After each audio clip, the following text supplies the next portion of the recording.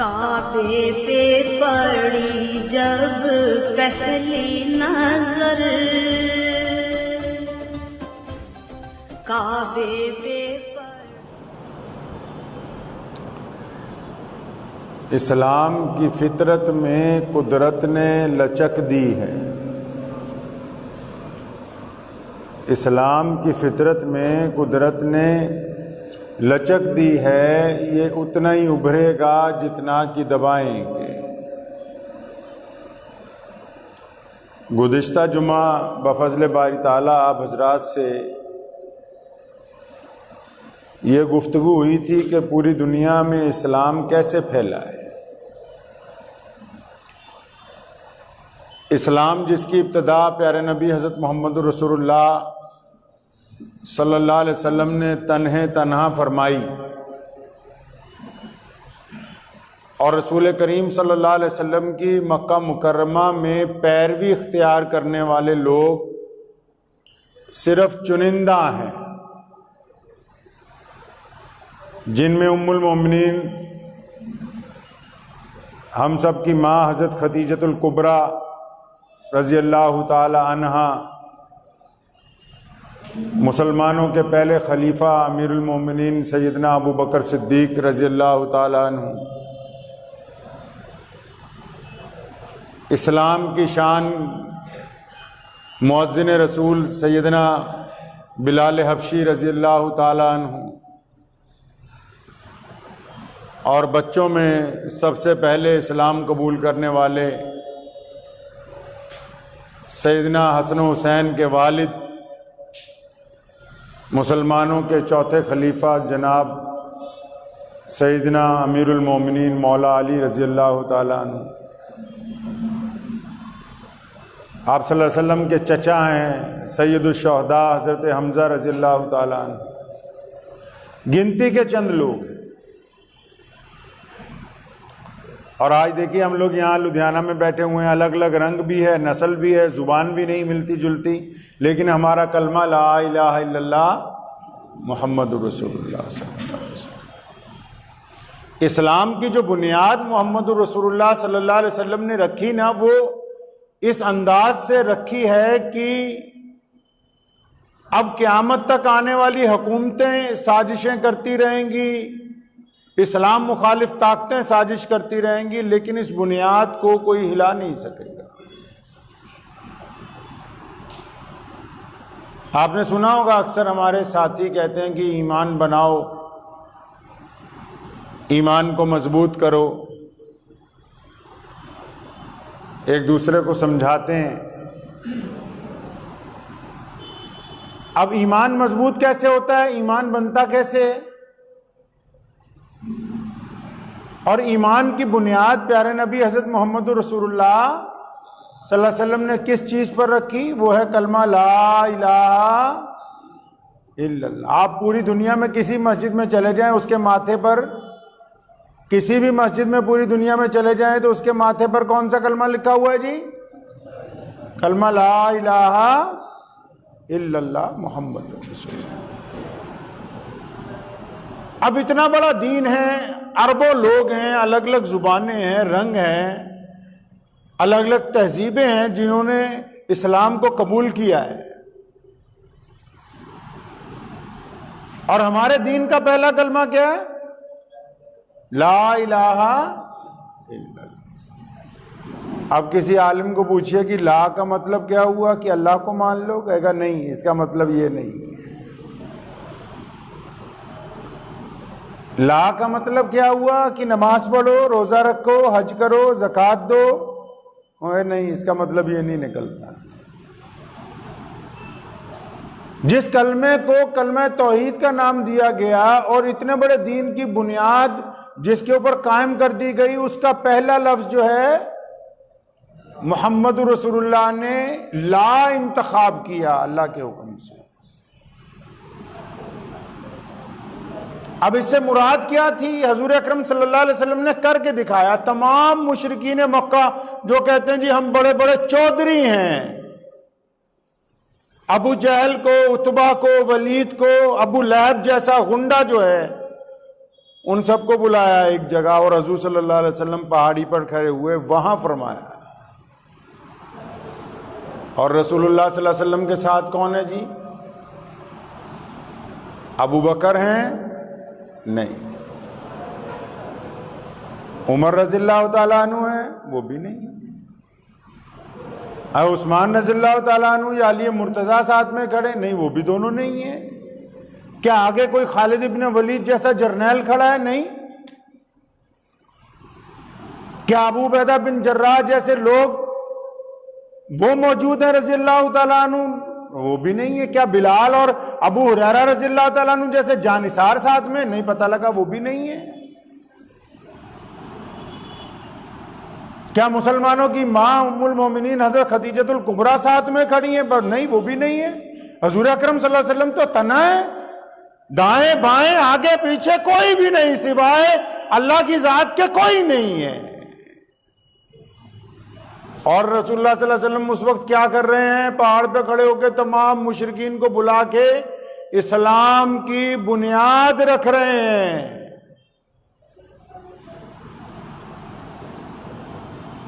قربان جائیے پیارے نبی حضرت محمد، کہیے صلی اللہ، زور سے کہیے صلی اللہ علیہ وسلم پر.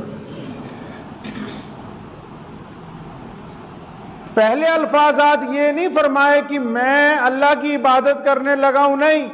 پہلے ابو جہل کو، عتبہ کو، ولید کو، عبداللہ بن جدان کو، امیہ کو، کیسر و کسریٰ کو، پرویز کو، بڑی بڑی سلطنتوں کو، بہت بڑے حکمرانوں کو چیلنج کر کے فرمایا کہ سنو کان کھول کے کہ یہ جس نظام کو تم مانتے ہو میں اس کو نہیں مانتا. اسلام کے پہلے کلمے میں حکم دے دیا کہ لا الہ، کہ نہیں ہے کوئی معبود الا اللہ، سوائے اللہ وحدہ لا شریک. فلسفہ سمجھے آپ اس کا؟ نہیں سمجھے، ابھی نہیں سمجھے. اسلام نے کہا آدمی عزت دار تب بنتا ہے جب اس میں خوف نہ ہو. فرمایا کسی کو اس وقت عزتیں مل سکتی ہیں جب اس کے دل میں خوف نہ ہو، اس کے دل میں ڈر نہ ہو، وہ کسی کے ماتحت نہ ہو. انسان کا غلام تھا، لوگوں نے پیروں میں انسانوں کے بیڑیاں ڈالی ہوئی تھی، لوگوں کے چہرے داغے جاتے تھے، رنگ اور نسل کی وجہ سے ایک ساتھ بیٹھنا حرام تھا، ایک کنویں سے لوگ پانی نہیں پی سکتے تھے. رسول کریم نے پہلا اعلان کر دیا کہ نہیں، اب ڈرنے کی کسی سے ضرورت نہیں ہے. ہم پہلے بتا رہے ہیں کہ تمہارا نظام ہم نہیں مانتے، ہم ایک اللہ وحدہ لا شریک کی عبادت کریں گے. تو ایمان بنتا کیسے؟ ہمت کے ساتھ.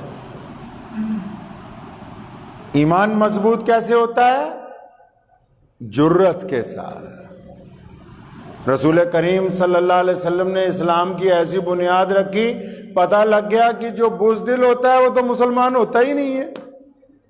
وہ انصاری قریشی پٹھان تو ہو سکتا ہے، مسلمان نہیں ہو سکتا.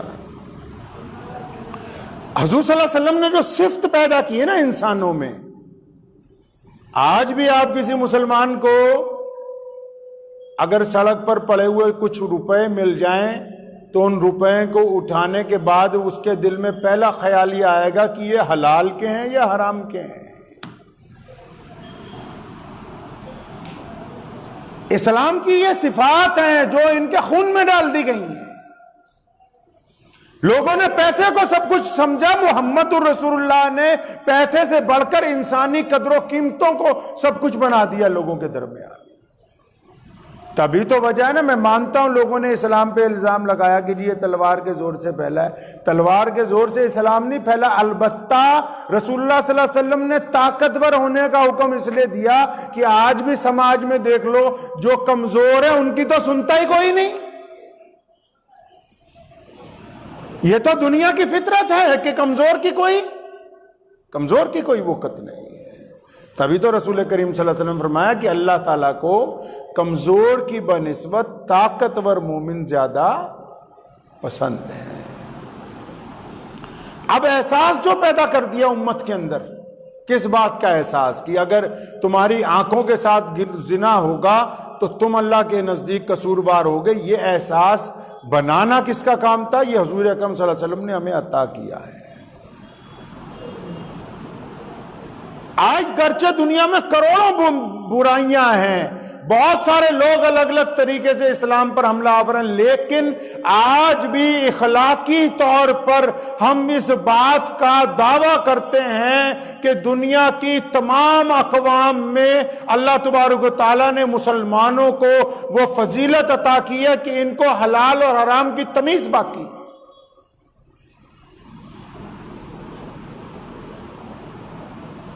مجھے ایک سابقہ ایس ایس پی، جب ہم لوگ قادیانیوں کے مسئلے میں جیل میں تھے تو وہ میرے ساتھ رہتے تھے، تو مجھے پوچھنے لگے کہ آپ لوگوں کا دین کیسا ہے؟ میں نے کہا ہمارا دین ایسا ہے کہ آپ کے گھر میں شراب آتی ہے؟ کہتا آتی ہے، فریج میں رکھتے ہیں۔ تو میں نے کہا ایسے غیر مسلموں میں 50% لوگ ہیں جن کے گھروں میں شراب فریجوں میں پڑی ہے اور اس کو وہ برائی نہیں سمجھتے۔ 50% سے بھی زیادہ ملیں گے جس کو وہ برائی نہیں سمجھتے کہ نہیں جی یہ تو چلو کوئی بات نہیں، انٹرٹینمنٹ ہے۔ تو میں کہا اگر کوئی مسلمان شرابی بھی ہوگا نا تو وہ باہر پی کے آئے گا، اس کی آج تک اتنی ہمت نہیں ہوئی کہ وہ اپنی بیوی کو بولے کہ یہ میں شراب لایا ہوں اور تم اس کو میرے ٹیبل کے اوپر لگا دو۔ یہ احساس، گناہ کا جو احساس امت کے اندر پیدا ہونا ہے، یہی سب سے بڑی بات ہے۔ گناہ کا احساس جب بیدار رہے گا تو ہم راہ راست کے اوپر قائم رہیں گے۔ حضور اکرم صلی اللہ علیہ وسلم نے تمیز ہی تو کی ہے دنیا میں، لوگ ظالم تھے، ان کو پتہ ہی نہیں ہوتا تھا ہم ظلم کر رہے ہیں۔ ابو بکر صدیق رضی اللہ تعالیٰ عنہ، حضرت عمر فاروق رضی اللہ تعالیٰ عنہ، شرجیل بن حسنہ رضی اللہ تعالیٰ عنہ، عبد الرحمن بن عوف، یہ وہ لوگ ہیں جو اربوں پتی تھے۔ اور جس دن رسول کریم نے کہا کہ غلام کوئی نہیں ہے آج کے بعد، غلاموں کو آزاد کرنا چاہیے، غلاموں کو اپنے برابر بٹھا کر کھانا کھلاؤ، غلاموں کو اپنی طرح لباس پہناؤ، غلاموں کو وہی چیز کھلاؤ جو تم کھاتے ہو۔ شرجیل بن حسنہ کہتے جب میں نے اپنے غلاموں کو ساتھ دسترخوان پہ بٹھایا، کئی تو گھبرا گئے کہ لگتا آج ہمیں نوکری سے تو نہیں نکالنے والا۔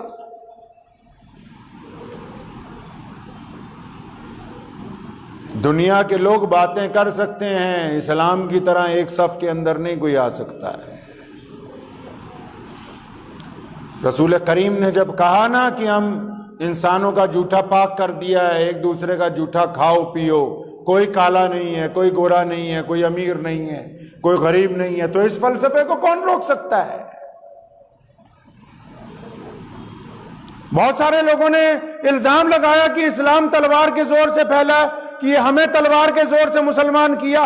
ہمیں اگر کسی حکمران نے مسلمان کیا ہوتا تو اس ملک کو ہی دیکھو، اسلامی حکومت کہنے والوں کو گئے ہوئے یہاں سے 300 سال ہو گئے، 400 سال ہو گئے، ہم آج بھی چھاتی ٹھوک کر کہتے کہ ہم محمد الرسول اللہ کے غلام ہیں۔ اس وقت تلواروں سے اگر مسلمان ہوئے ہوتے تو آج تمہاری توپیں دیکھ کے اسلام کو چھوڑ نہ دیتے۔ نعرہ تکبیر! نعرہ تکبیر! اسلام! ختم نبوت! اسلام کسی طاقت کی وجہ سے انسانوں میں نہیں پھیلتا ہے۔ فرانس میں جائیے، آج فرانس اسلام کے دہانے پر کھڑا ہے، لوگ بے انتہا مسلمان ہو رہے ہیں، 10,000 سے زیادہ مساجد قائم ہوگی کہ کیا وہاں کوئی بندوق لے کے کھڑا ہے ان کے سر کے اوپر؟ ملیشیا میں جب ہم پہلے دن گئے تو 2 آدمی تھے، رسول اللہ صلی اللہ علیہ وسلم کے دربار میں حاضر ہوئے، فرمایا یا رسول اللہ ملیشیا جانا ہے کاروبار کے لیے۔ رسول کریم نے کیا خوبصورت بات کی، فرمایا میرے صحابہ جب جاؤ گے کاروبار شروع کرو گے، لوگوں کے نفع کا کام کرنا ہے، اپنے نفع کا کام نہیں کرنا۔ آج سب سے بڑا اسلامی ملک ہے ملیشیا، پوری دنیا کا سب سے بڑی یونیورسٹیاں وہاں ہیں ہمارے پاس، سب سے زیادہ کالجز، سب سے زیادہ آج کے دانشور، سب سے زیادہ اسلامی ریسرچ وہاں ہوتی ہیں۔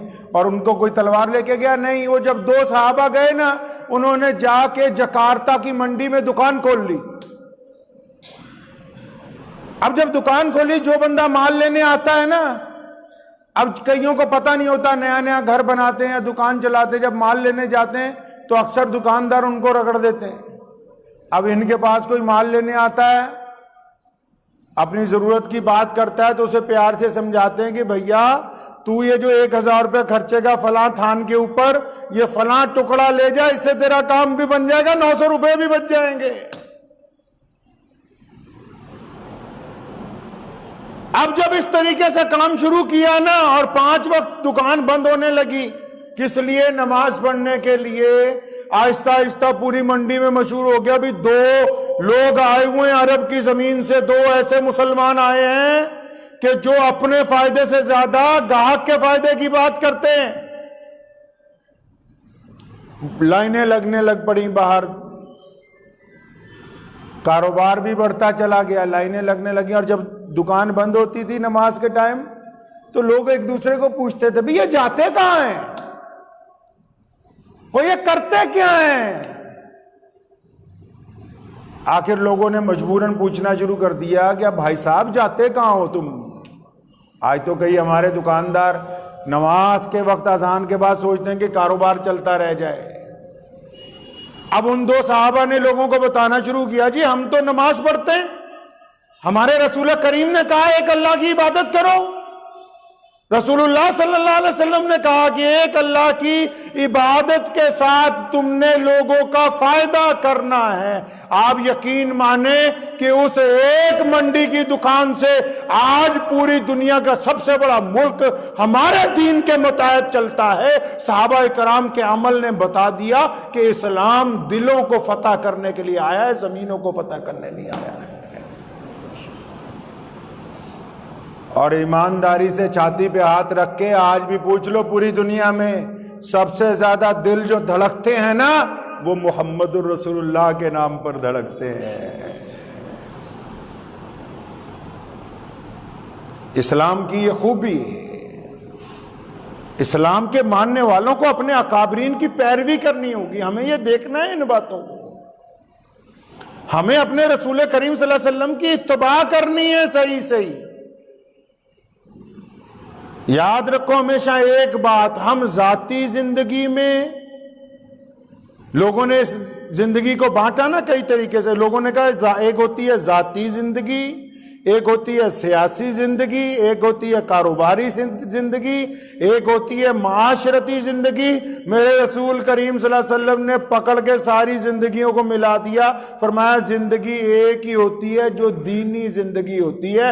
گھر میں بیوی بچوں کے ساتھ دین کے مطابق معاملہ ہونا چاہیے، کاروبار کے ساتھ دین کا معاملہ ہونا چاہیے، سیاست میں دین کا معاملہ ہونا چاہیے، سماج میں دین کا معاملہ ہونا چاہیے۔ تو اس میں پیار ہوگا، وفاداری ہوگی اور اخلاص ہوگا۔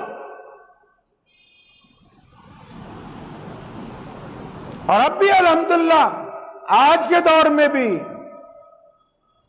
آپ دیکھیں کہ پوری دنیا میں روزانہ کتنے لوگ کلمہ لا الہ الا اللہ محمد رسول اللہ پڑھ کے مسلمان ہوتے، جبکہ روز ٹی وی چینل، روزانہ بے شمار یوٹیوب کے چینل لگے ہوئے ہیں دھڑا دھڑ کہ اسلام نے یہ کر دیا، مسلمانوں نے وہ کر دیا، لیکن جھوٹ کے پاؤں نہیں ہوتے۔ جب آپ زمین پر چلیں گے، زمین پر حقیقت حال کے ساتھ چلیں گے، آپ کا اخلاق کردار اچھا ہوگا تو لوگ کہنے کے لیے مجبور ہو جائیں گے کہ آپ صحیح ہیں۔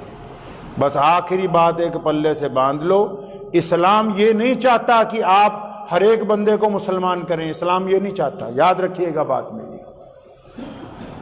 اسلام یہ چاہتا ہے کہ آپ کو دیکھ کر کوئی بندہ یہ نہ کہے کہ اسلام برا مذہب ہے۔ پلے باندھ لو، یہ کلہ مولویاں نے نہیں ٹھیکہ لیتا ہویا۔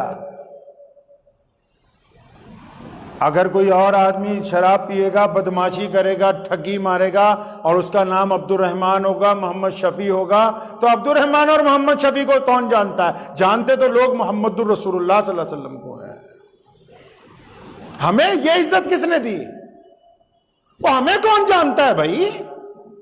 ہمیں تو یہ عزت محمد الرسول اللہ نے دی ہے نا۔ کہ اگر کوئی قریشی مسلمان نہ ہو، اگر کوئی انصاری مسلمان نہ ہو، کوئی پٹھان مسلمان نہ ہو، اگر اگر کوئی سیفی مسلمان نہ ہو تو کیا وہ عزت کے اس مقام تک پہنچ جائے گا جو اب اس کو ملی ہے؟ پہنچ سکتا ہے؟ نہیں پہنچ سکتا۔ یہ جو عزتیں ہم لیے پھرتے ہیں یہ رسول اللہ نے عطا کی ہے۔ کس نے عطا کی ہیں جی؟ رسول اللہ نے عطا کی ہے۔ صلی اللہ، اور زور سے کہو صلی اللہ، صلی اللہ، یہ رسول اللہ نے عطا کی ہے۔ اب کرنا یہ ہے کہ آپ جس دکان پر کام کرتے ہیں وہاں کبھی دھوکہ نہ ہو، اس کا مالک کبھی یہ نہ کہے کہ عبد الرحمن نے دھوکہ کیا ہے۔ اب کرنا یہ ہے کہ آپ کے پاس جو نوکر رکھا ہوا ہے وہ کبھی یہ نہ کہے کہ محمد شفیع نے میری تنخواہ مار لی ہے۔ اب کرنا یہ ہے کہ جس محلے میں ہم رہتے ہیں وہاں کی عورتیں کبھی یہ نہ کہیں کہ یہ جنید چلا جا رہا تھا، اسلم چلا جا رہا تھا، ہماری طرف گندی نگاہ سے دیکھ رہا تھا۔ اب کرنا یہ ہے کہ بازار کے اندر ہماری نگاہیں نیچی ہوں، دوسرے کی ماں بہن بیٹی کو اپنی ماں بہن بیٹی سمجھ کے عزت سے پیش آئیں۔ اب کرنا یہ ہے کہ دوسرے کے دل کو تکلیف نہ پہنچائیں۔